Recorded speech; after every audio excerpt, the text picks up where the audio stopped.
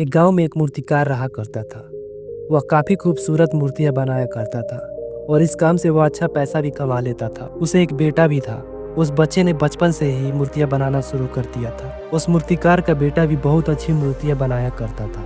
पर बाप अपने बेटे की कामयाबी पर खुश होता था, लेकिन हर बार बेटे की मूर्तियों में कोई न कोई कमी निकाल ही दिया करता था। वह कहता था, मूर्ति तो इस बार अच्छी बनाई है, लेकिन अगली बार इस कमी को दूर करने की कोशिश करना। बेटा भी कोई शिकायत नहीं करता था। वो बाप की सलाह को मानते हुए अपनी मूर्तियों को और बेहतर बनाने की कोशिश करता रहा।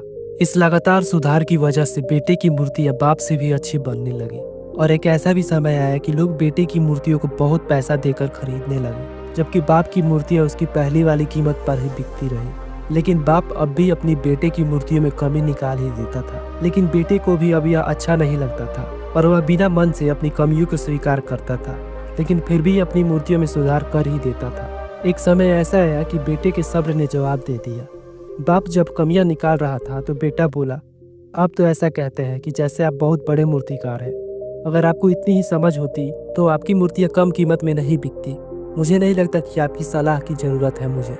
मेरी मूर्तियाँ परफेक्ट है। अब बाप ने बेटे की यह बात सुनी तो उसने बेटे को सलाह देना और उनकी मूर्तियों में कमियां निकालना बंद कर दिया। कुछ महीने तक वह लड़का खुश रहा, लेकिन फिर उसने नोटिस किया कि लोग अब उसकी मूर्तियों की तारीफ नहीं करते जितनी पहले किया करते थे, और उसकी मूर्तियों के दाम भी बढ़ने बंद हो गए। शुरू में तो बेटे को कुछ समझ नहीं आया, लेकिन फिर वह अपने बाप के पास गया। उसे अपनी समस्या के बारे में बताया। बाप ने बेटे की बात बहुत शांति से सुना, जैसे कि उसे पहले से ही पता था कि एक दिन ऐसा भी आएगा।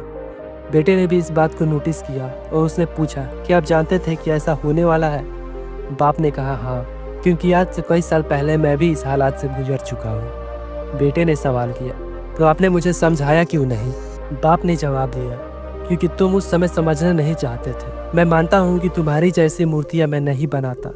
ये भी हो सकता है कि मूर्तियों के बारे में मेरी सलाह गलत हो, और ऐसा भी नहीं है कि मेरी सलाह की वजह से ही तुम्हारी मूर्तियाँ बेहतर बनी हो। लेकिन जब भी मैं तुम्हारी मूर्तियों में कमियां देखता था और तुमको बताता था, तब तुम अपनी बनाई मूर्तियों से संतुष्ट नहीं होते थे। तुम खुद को बेहतर करने की कोशिश करते थे। लेकिन जब भी मैं तुम्हारी मूर्तियों में कमियां निकालता था और तुम्हें बताता था, तो तुम अपनी बनाई मूर्तियों को और बेहतर करने की कोशिश करते थे, और तुम यही करते रहे। तुम हमेशा खुद को बेहतर करने की कोशिश करते रहते थे, और वही बेहतर होने की कोशिश तुम्हारी कामयाबी का कारण था। लेकिन जिस दिन तुम अपने काम से संतुष्ट हो गए और तुमने ये भी मान लिया कि अब इसमें और बेहतर होने की गुंजाइश नहीं है, वहीं से तुम्हारी ग्रोथ रुक गई। लोग हमेशा तुमसे बेहतर होने की उम्मीद करते रहे, और यही कारण है कि अब तुम्हारी मूर्तियों के लिए अब तुम्हारी तारीफ नहीं होती, ना ही उसके लिए ज़्यादा पैसे मिलते हैं। बेटा थोड़ी देर चुप रहा, फिर उसने सवाल किया, तो अब मुझे क्या करना चाहिए?